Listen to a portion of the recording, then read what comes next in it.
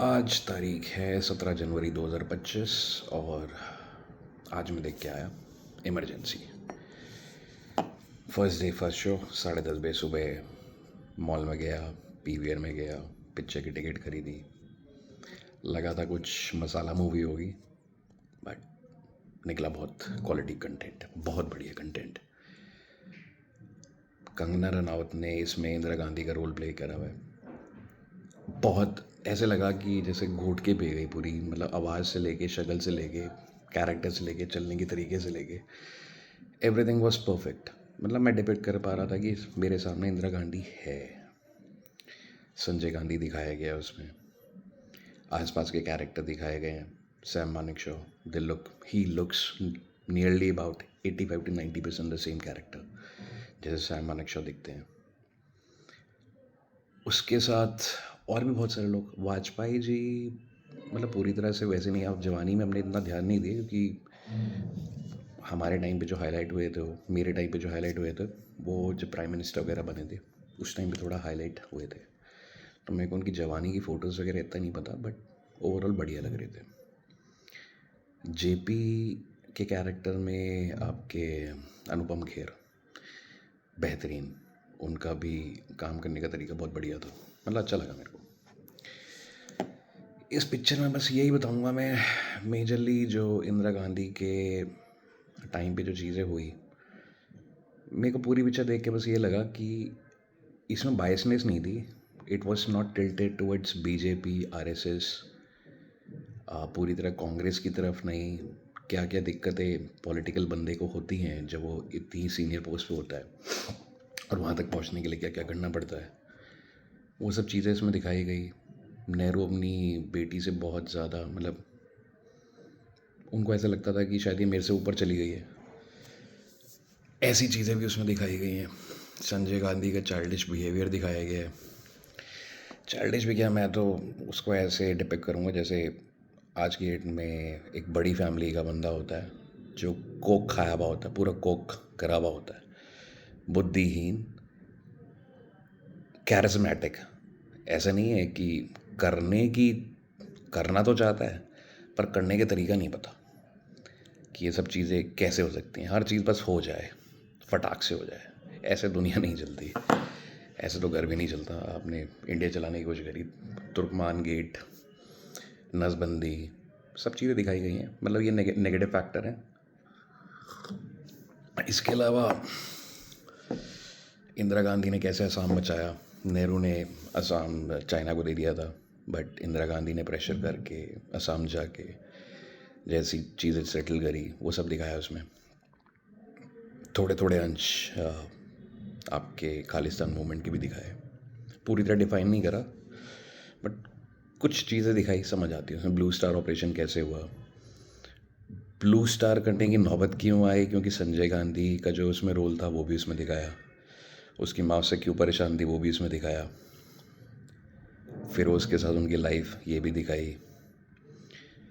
भारत के प्रधानमंत्री बनने के बाद जो उनके काम थे वो भी दिखाए। 1971 का वॉर भी दिखाया, कैसे दुनिया ने उनको प्रेज़ करा, कैसे इंटरनल पॉलिटिक्स ने उनको प्रेज़ करा, वो भी दिखाया। विपक्ष को कैसे साथ में रखा उस टाइम पे, सब चीज़ें दिखाई।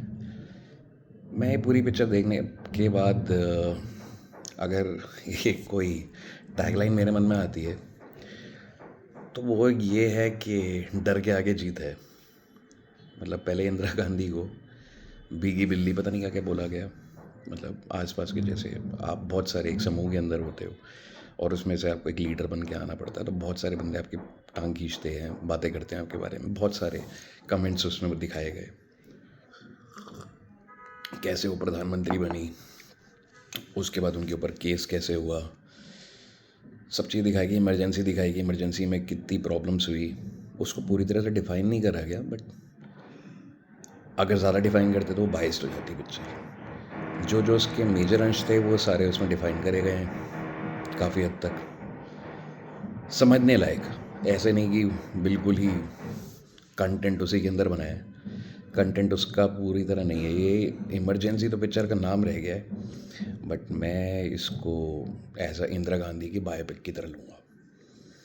इंदिरा गांधी बहुत कैरिस्मेटिक फिगर थी हमारी कंट्री के लिए। आज की जैसे में जैसे मोदी जी हैं, उस टाइम पे इंदिरा गांधी होती थी। मतलब इस टाइप का कैरेक्टर कई 50 साल में 60 साल में उभर के आता है, और इंदिरा गांधी वो वाला प्रोडक्ट थी इंडिया के लिए।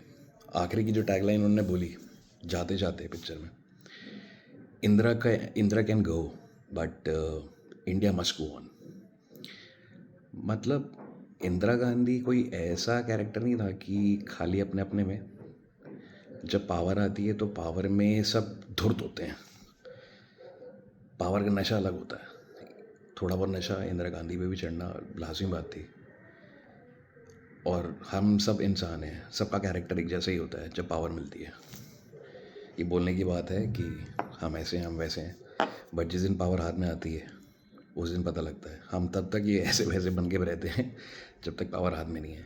जिस दिन हाथ में आती है उस दिन आदमी अपनी पावर का कंट्रोल एक्स लेवल पे लेके जाता है। ले दे के मैं आपसे बस यही अपील करूँगा, जैसे मैं देख के आया मेरे को तो मज़ेदार लगी। मतलब मसाला नहीं है मूवी में, स्लो भी नहीं है। जिसको कंटेंट देखना है, मतलब क्वालिटी कंटेंट देखना चाहते हो तो मूवी देखो। जेनजी के लिए पूरी तरह से मूवी नहीं, क्योंकि जेनजी समझ नहीं पाएंगे movie. They are hard and मतलब उनके लिए थोड़ी सी दिक्कत है ये सब चीज़ें समझने के लिए, क्योंकि उन्होंने कुछ ऐसा टाइम देखा नहीं है अपने टाइम में। बट तब भी एक बार को अपील करूँगा कि आप जाके एक बार देखो। नहीं समझ आए तो फालतू के कमेंट मत करो, एक्चुअल कमेंट करो दिमाग से सोच के, बेवकूफ़ों की तरह नहीं। बहुत सारे लोग बेवकूफ़ों की तरह कुछ भी बोल के चले जाते हैं, ये है वो है।